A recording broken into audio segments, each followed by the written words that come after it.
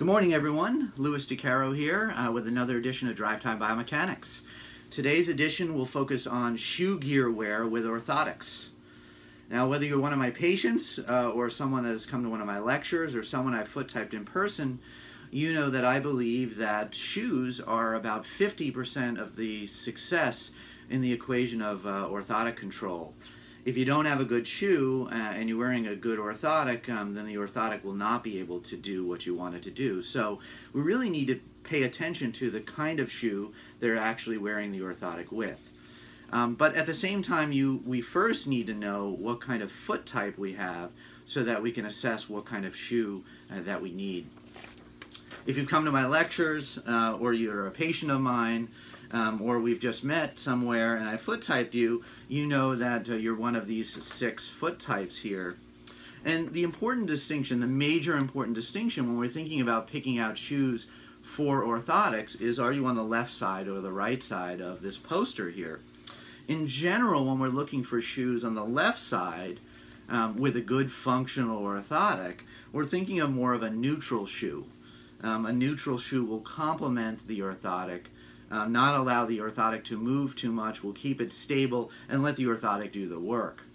Now, of course, if we're on the right side of the chart, that's more of a low arch or flat foot, and sometimes actually we need a little bit of help in the orthotic. So that's in general. We have the people who have arches on the left, people who don't have arches on the right. And if you're lucky enough to have an arch, then really what you just need is a shoe that kind of complements the orthotic. So let's talk a little bit about the list. Before I get to the list, let me show you just a little prop here. This is my website, decaropodiatry.com. And I don't know if you can see this, but there is a tab called Patient EDU. And you can scroll down and you can actually follow along with this video or look afterwards to a PDF that says shoe recommendation. So please use that as a guide. So I just updated this sheet here. This is the sheet. This is the shoe guide here. I just updated it at the APMA national meeting where I meet with the national sales reps of the major shoe companies in order to update the list in order to get patients to buy the correct shoes for their orthotics. I mainly focus on 4 brands on this sheet that I believe are the best to complement orthotics. We have Asics, Brooks, New Balance, and Saucony are the major sneaker brands that we're focusing on. Let's talk about the most common feet that we see.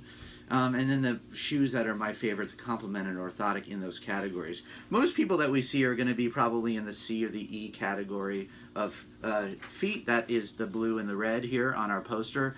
And you can also find this poster at DeCaro Podiatry as well as Nolaro24.com to follow along. So the C and the E, basically what you're looking for is a neutral cushion shoe with not too much stability, meaning no motion control, but something stable enough in order to complement the orthotic. And my favorites on here are the Asics GT2000, the Asics Kayano, as well as the Nimbus. Now, Asics played around a little bit with those shoes in the toe box. So if you've worn any of the earlier models, you may want to go back to trying those on because the toe box may fit a little bit differently.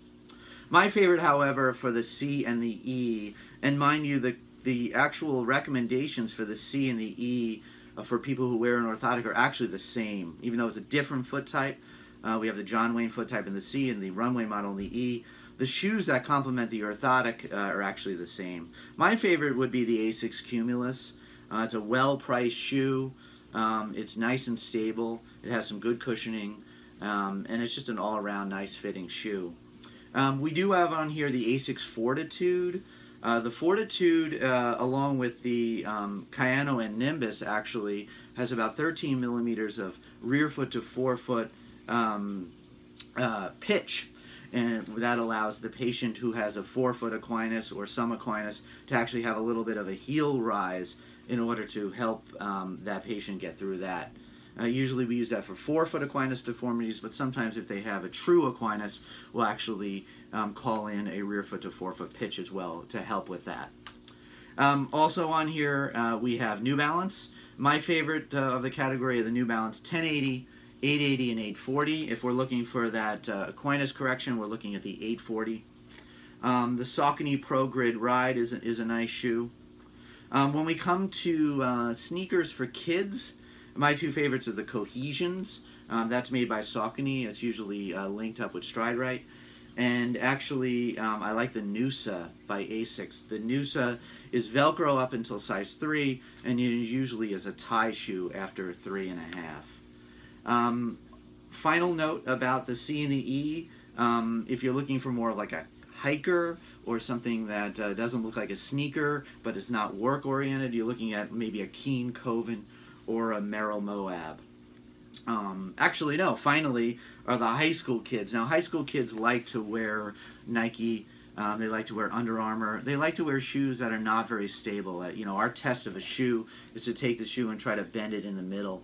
Actually, I have one of my Cumulus right here, and if you bend it here, you can see the toe box bends, but the middle part of the shoe doesn't bend, and that's what we usually like to look for in a shoe that's going to complement an orthotic. If you take many Nikes, many Under Armour, not all of course, but if you take them, a lot of times you can bend easily in the middle. But mind you, if you get the wrong Asics, Saucony, New Balance, also sometimes you can bend in the middle too. So it's not me picking on any specific brands, it's just me alerting you to the fact that when you take a shoe and you want a stable shoe for an orthotic, you want to bend it so that the toe bends and not the middle of the shoe. So that's a Cumulus. That's what I wear. Once again, I said that was one of my favorites in the C and the E category. With regards to shoes, if you get a nice functional orthotic, you need a nice functional orthotic, sometimes they don't fit in everything, and that's just the reality. LO Bean makes a nice Comfort Mock series of shoes. You can go to LO Bean, type in Comfort Mock, and they make a nice shoe that's a nice platform for an orthotic. One of the things that you have to realize with orthotics is that an orthotic and a shoe are only as good as whether you can fit the orthotic down on the last. So if an orthotic doesn't sit down on a nice last, that's the bottom of the shoe, the orthotic is going to move and it's going to be unstable. Another thing to consider if the orthotic takes up a lot of room when you're popping out the heel is to lace the eyelet up here. Now that actually keeps your heel down. That's a nice little tip if the orthotic is making your heel come out of the shoe. So let's talk a little bit about more of the motion control shoes. In the right side of the chart, the D and the F category. We see a lot of D and Fs. Those are the flat-footed people. Those people need sometimes a little bit of motion control. Now my favorites in those are the New Balance 928 as well as the 1260. Those are two of my favorites. For the really wide foot, I really like the Brooks Dyad. That's a really, really nice shoe that Brooks puts out. If you're really, if you're overweight and you really need a lot of control and you're an F foot, some Ds as well, then the New Balance 1540 is the ultra stable shoe, as well as the Brooks Beast. But I would be very careful with those, and I would consult your doctor on wearing those.